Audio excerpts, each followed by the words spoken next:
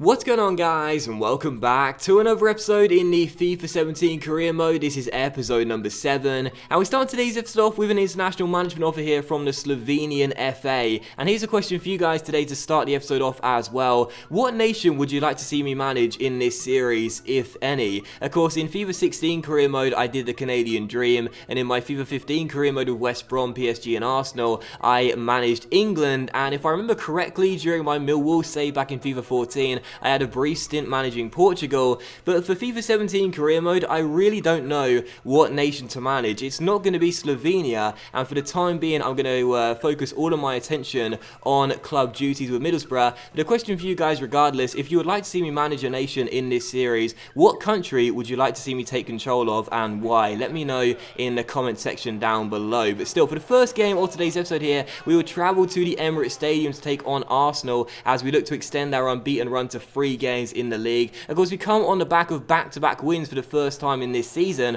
after beating Watford and also beating West Ham as well. Arsenal started off this game really brightly though. First, Cazorla shot went over the bar, and in the 13th minute, after an incredible long ball, Danny Welbeck's first attempt was well blocked by Heinz, but his second attempt was well saved by Victor Valdez. So the former United striker almost opening the scoring, but our Spanish goalkeeper kept the score at 0-0. In the 31st minute, we had our first meaningful chance of the game. Doreen played a fantastic through ball towards Barragan, who took on the strike with a first time shot, but it went just wide the post and behind for a goal kick, so still 0-0. I thought Arsenal had done a little bit better than us in the first half, but really they struggled to create too many clear-cut chances. And 8 minutes after the restart here, we had the first chance of the second half. Stuart Downing floated in a free kick to the centre, and as Espinosa won the header, he tried to get it goal bound, but sadly it went over the bar and also wide the post and behind for a goal kick, so still goalless. But in the second half, really, Arsenal couldn't really create anything. We were pressing them and getting in their faces, to be honest. Every single time the balls worked back to their back four, they had to hoof it long because they couldn't just pass out from the back. Negredo's ambitious effort there went way over the bar and behind for a goal kick, and the final chance for the Gunners fell with 9 minutes to go.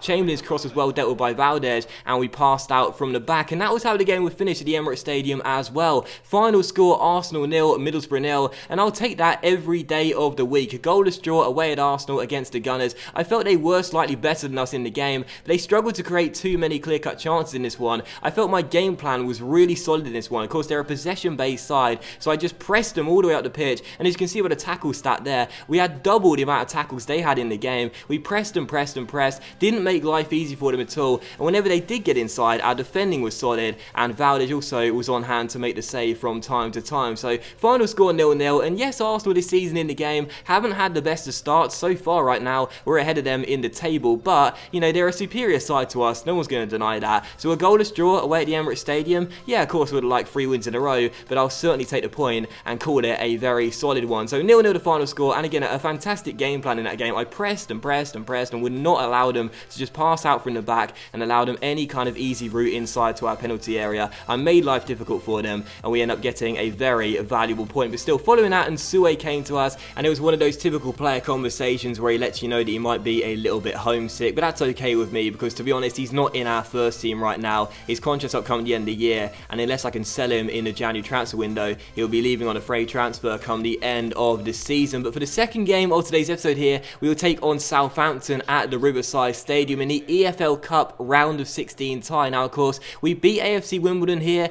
we then beat Crystal Palace here, now taking on the Saints, and looking forward to the game despite fielding a completely weakened side, just to see if we can keep the run going in this competition. And what a start as well for Brad Guzan, who kept clean sheets in both of those earlier rounds. What a stop there after I completely mistimed the jump in the middle. I felt for sure that Saints were going to take the lead there, but what a stop by the American as he preserves his clean sheet just 3 minutes in. So a great stop there, and it was still 0-0. I did not expect him to bail me out there, but he did with a sensational save. So still 0-0. Corner to Southampton though, and Jordi Classy would take it. He swung it into the centre, but Victor Fisher managed to volley the ball way up in the air towards the halfway line. A perfect first touch by Saido Berahino, then allowed a possible chance for a 2-man break here. He released Jordan Rhodes, who sprinted round Ryan Bertrand with a couple of touches and then let fly from just inside the area with the left foot and found the back of the net as well, as the former Blackburn and Huddersfield striker would make it Middlesbrough 1, Southampton 0. And talk about a complete change in what I thought was going to be mentality after that moment there when Guzan had to bail me out. I felt for sure I might have to go a little bit defensive because Southampton were pressing straight away and looking for the opening goal of the game, but from the counter-attack we launched it forward with Fisher. Berahino held it up so well, gave it to Jordan Rhodes, We went a goal up, and then I thought to myself, why don't we go for a second goal, start pushing bodies forward, and try and see if we can get an early 2-goal advantage. But to be honest, that proved to be a bit of a silly decision, because we had a gap between our defensive midfield straight after that. As I went on the attack, I gave the ball away, the Saints came forward, and sadly, just a few minutes after conceding, they got themselves back on level terms through Harrison Reed. A very frustrating goal though, because once they cut inside to take the shot here, it deflected off Ayala, I think it was, but it came straight back to Harrison Reed, and with Guzan on the floor, he pulled off some heroics a few minutes ago. He wasn't going to save that shot though, as the number 18 put Southampton back on level terms. So Middlesbrough won, Southampton won, the Saints get themselves back on level terms, and just 5 minutes after that, they had a great chance to take the lead for the first time in the game.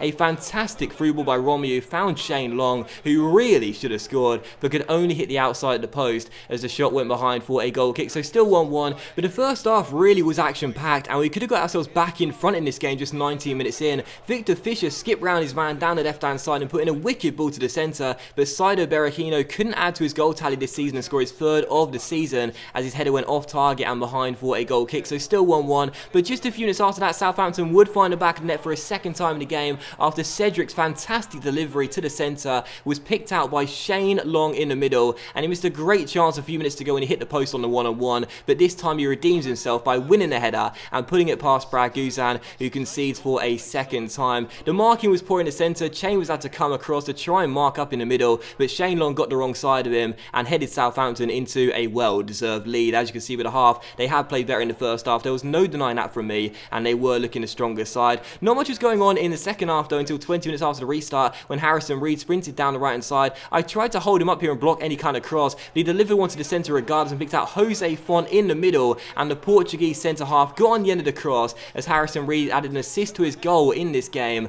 and made it Middlesbrough 1, Southampton 3. I tried to block the cross, couldn't do so, and once again the marking in the middle was really poor. Again, Chambers had to come across from the right back row to try and mark up, but of course Font was ahead of him, won the header and made it 3-1 to the Saints. So it looked for all the world at Southampton. We're going to progress to the next round of the EFL Cup, and our progress would end here. But a few minutes after that though, we won ourselves a corner, and I gave it to Kamada, our Japanese playmaker, off the bench. He crossed it into the centre, Friend flicked it on, and at the far post there was Tammy Abraham off the bench, who sneaked in unmarked to knee the ball into the back of the net and score his first goal in a Middlesbrough shirt. So it wasn't how I drew up that corner kick routine, but it worked out okay for me as Friend nodded it on, and Tammy Abraham gets his first at the Riverside Stadium. So Middlesbrough 2, Southampton 3, but just watch what happens here with 9 minutes to go in the game. I thought this was really funny, as Harrison Reed, who was pulling all the strings in this game, found Shane Long. He was looking dangerous all game long, and the number 7 went for goal. He fizzed his shot just wide the post. The referee then gave a free kick, and the pitch turned white. I mean, maybe not white exactly, it was a little bit of colour in there, but barely any, to be honest. And the pitch had completely changed colour out of nowhere, and I was thinking, what's happened here? Floodlight failure? What's going on? And I want to show you it back on the replay as well. Once the shot goes wide the post, check out what happens on the left side of the screen as well, once the pitch turns white right about now. Just watch what happens on the left hand side. Tammy Abraham slides in out of nowhere to join the wall. I thought that was really funny, but eventually the pitch changed back to its original colour a few minutes after that, and we had one final chance to level the score late on and send the game into extra time, but unfortunately for us, Gibson, who got on the end of a Kamada corner, was denied by an absolutely fantastic save by Alex McCarthy, who turned the header over the bar for another corner, but unfortunately that one came to nothing, and Southampton held on for the win. So final score, Middlesbrough 2, Southampton 3, and the Saints progress to the quarterfinals of the EFL Cup, and our progress ends tonight in the round of 16 stage. So disappointed to go out, yes, but once again, I'll say this competition was my lowest priority this season anyway. The Premier League is of course the top priority, that's far more important, and of course the FA Cup when it comes around in January is our second priority. This competition for me was always going to be one where I fielded a complete weakened side for every single round unless we got into the semi-finals, for example. So to end the round of 16 stage, yes of course it would have been nice to go further, but it's okay to route. I'm not too fussed about it at all. I got some experience for the fringe players that wouldn't play otherwise, and that's totally fine for me. So we're at the EFL Cup, again not too bothered about it, but that glitch was just so weird. The pitch just completely changed white after the referee brought back play for a free kick, and then Tammy Abraham just slid it out of nowhere. I thought that was really funny, but anyway, following the game we go into our third and final game of the episode here, as we would return to Premier League duties and take on Eddie Howe's Bournemouth at the Riverside Stadium. And as you can see by the lineup as well, there was one noteworthy change. Stuart Downing, who had taken the armband are giving it to him at the start of the season, was replaced and dropped to the bench for this game, as Menendez would start for the first time in a Middlesbrough shirt. So you saw what he did when he came off the bench against Watford, completely changed that game. Now he would start against Bournemouth, and he'd be involved as well in the build-up for the first goal of the game. He gave it inside towards Will Hughes, who found Barragan, and as our right back slid the ball into the centre, Gaston Ramirez peeled off his man, was unmarked inside the penalty area, and the Uruguayan pulls out the dead fish